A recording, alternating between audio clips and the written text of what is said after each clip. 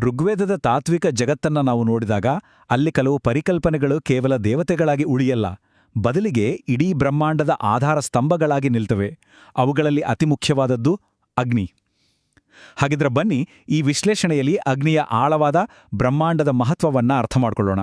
ಒಂದು ಯೋಚನೆ ಮಾಡಿ ನೋಡಿ, ಮಾನವ ಇತಿಹಾಸದ ಅತ್ಯಂತ ಹಳೆಯ ಗ್ರಂಥಗಳಲ್ಲಿ ಒಂದಾದ ಋಗ್ವೇದ, ಅದರ ಮೊದಲ ಶಬ್ದವೇ ಅಗ್ನಿಯನ್ನು ಗುರಿತಿದ್ದು. ಇದು ಸುಮ್ಮನೆ ಹಾಗೆ ಆಗಿದ್ದಲ್ಲ ಅಲ್ವಾ? ಇದು ಆ ಕಾಲದ ವೈದಿಕ ಋಷಿಗಳ ದೃಷ್ಟಿಯಲ್ಲಿ ಅಗ್ನಿಗೆ ಎಂಥ ಕೇಂದ್ರಸ್ಥಾನ ಇತ್ತು ಅನ್ನೋದನ್ನ ಸ್ಪಷ್ಟವಾಗಿ ತೋರಿಸುತ್ತೆ. ಅಂದ್ರೆ ಎಲ್ಲದರ ಆರಂಭವೇ ಅಗ್ನಿಯಿಂದ. ನೋಡಿ, ಇಲ್ಲೇ ನಾವು ನಮ್ಮ ಯೋಚನಾ ಕ್ರಮವನ್ನ ಸ್ವಲ್ಪ ಬದಲಾಯಿಸಬೇಕು.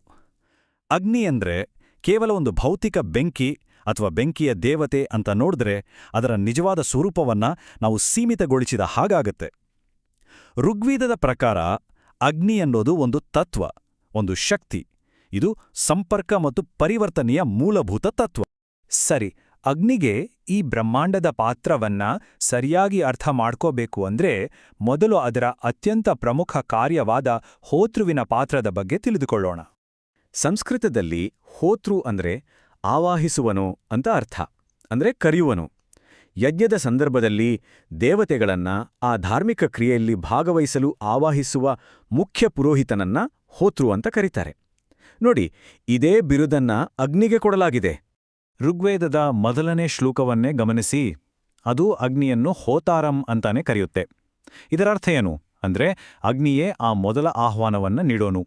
ಅವನೇ ಮಾನವ ಮತ್ತು ದೇವತೆಗಳ ನಡುವಿನ ಆ ಪವಿತ್ರ ಸಂಭಾಷಣೆಯನ್ನ ಶುರು ಮಾಡೋ ಶಕ್ತಿ. ಒಂದು ವೇಳೆ ಅಗ್ನಿ ಇಲ್ಲದಿದ್ರೆ ಯಜ್ಞವೇ ಮೂಕವಾಳ್ಬಿಡುತ್ತೆ.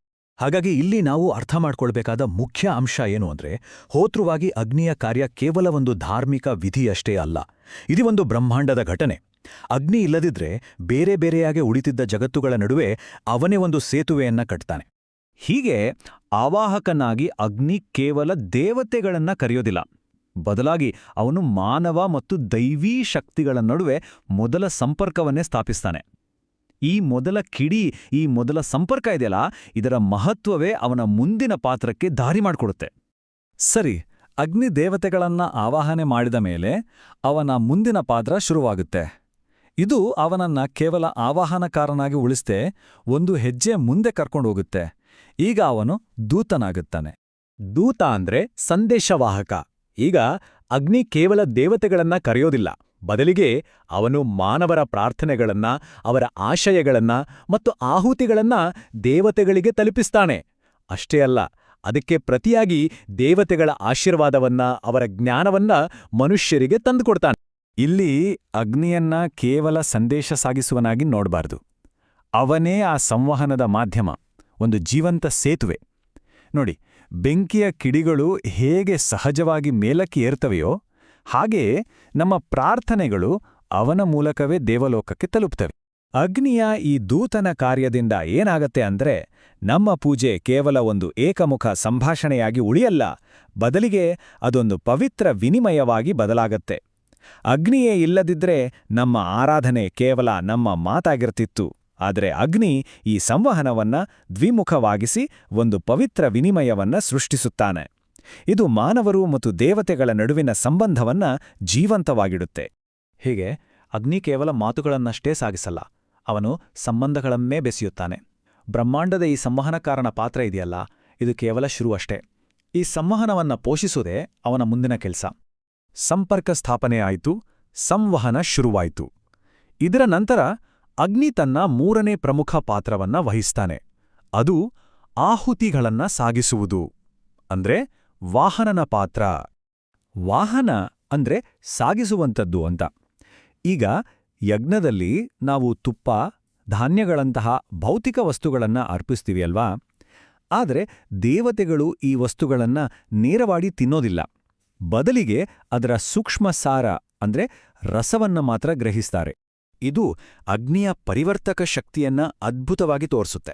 ಅಗ್ನಿ ಏನ್ಮಾಡ್ತಾನೆ ಅಂದ್ರೆ, ಆಹುತಿಯ ಸ್ಥೂಲವಾದ ಭೌತಿಕವಾದ ರೂಪವನ್ನ ಸುಟ್ಟಾಕ್ತಾನೆ. ಆದರೆ ಈ ಸುಡೋದು ಅಂದ್ರೆ ನಾಶ ಮಾಡೋದಲ್ಲ, ಇದು ಒಂದು ಶುದ್ಧೀಕರಣ, ಒಂದು ಪರಿವರ್ತನೆ. ಈ ಕ್ರಿಯೆಯಿಂದಲೇ ಆಹುತಿಯ ಸೂಕ್ಷ್ಮ ಸಾರ ಬಿಡುಗಡೆಯಾಡಿ ದೇವತೆಗಳಿಗೆ ತಲುಪೋದು.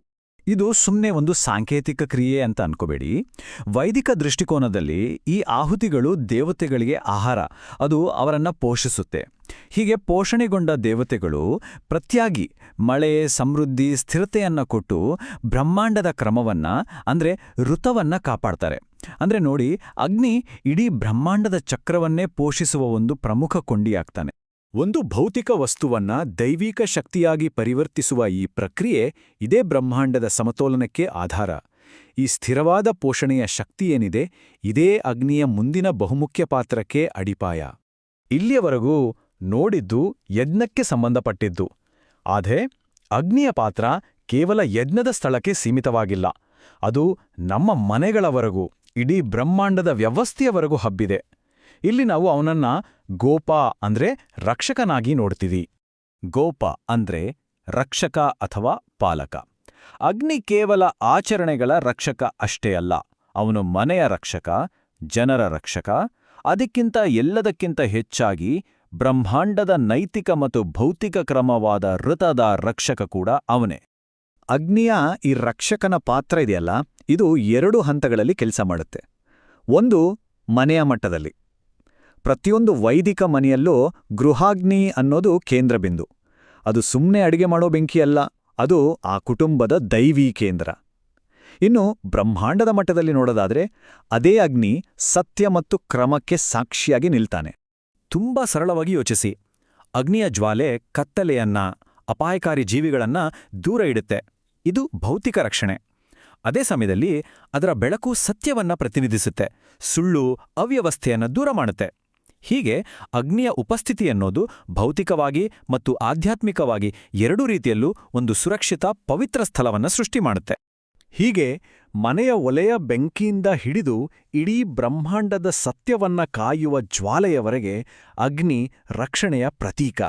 ಸರಿ, ಈಗ ನಾವು ನೋಡಿದ ಈ ಎಲ್ಲಾ ಪಾತ್ರಗಳು ಹೇಗೆ ಒಂದೇ ಒಂದು ಮಹಾನ್ ತತ್ವದಲ್ಲಿ ಬಂದು ಸೇರ್ತವೆ ಅಂತ ನೋಡೋಣ ಬನ್ನಿ.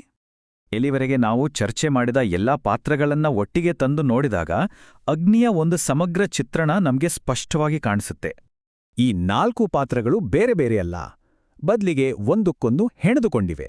ನೋಡಿ, ಪುರೋಹಿತನಾಗಿ ಅಂದ್ರೆ ಹೋತೃವಾಗಿ ಅಗ್ನಿ ಸಂಪರ್ಕವನ್ನ ಆವಾಹಿಸುತ್ತಾನೆ. ಸಂದೇಶವಾಹಕನಾಗಿ ಅಂದ್ರೆ ದೂತನಾಗಿ ಅವನೇ ಆ ಸಂಪರ್ಕ ಆಗ್ತಾನೆ. ವಾಹಕನಾಗಿ ಅವನು ಆ ಸಂಪರ್ಕವನ್ನ ಪೋಷಿಸುತ್ತಾನೆ. ಮತ್ತು ರಕ್ಷಕನಾಗಿ ಅಂದ್ರೆ ಗೋಪಾನಾಗಿ ಅವನು ಅದೇ ಸಂಪರ್ಕವನ್ನ ರಕ್ಷಿಸುತ್ತಾನೆ. ಅಂದ್ರೆ ಅಗ್ನಿ ಕೇವಲ ಸಂಪರ್ಕದ ಒಂದು ಭಾಗವಲ್ಲ, ಅವನೇ ಸಂಪರ್ಕ ಅನ್ನುವ ತತ್ವ. ಹಾಗಾದ್ರೆ ಋಗ್ವೇದದ ದೃಷ್ಟಿಯಲ್ಲಿ ಅಗ್ನಿಯನ್ನ ಪೂಜಿಸೋದು ಅಂದ್ರೆ ಕೇವಲ ಬೆಂಕಿಗೆ ಆಹುತಿ ಕೊಡೋದು ಮಾತ್ರ ಅಲ್ಲ, ಅದರ ಆಳವಾದ ಅರ್ಥ ನಮ್ಮೊಳಗೆ ಮತ್ತು ನಮ್ಮ ಹಾಗೂ ಈ ಬ್ರಹ್ಮಾಂಡದ ನಡುವೆ ಇರುವ ಸಂಪರ್ಕ, ಸಂವಹನ, ಪೋಷಣೆ ಮತ್ತು ರಕ್ಷಣೆಯ ಆ ಜ್ವಾಲೆಯನ್ನ ಜೀವಂತವಾಗಿ ಇಟ್ಕೊಳ್ಳೋದು.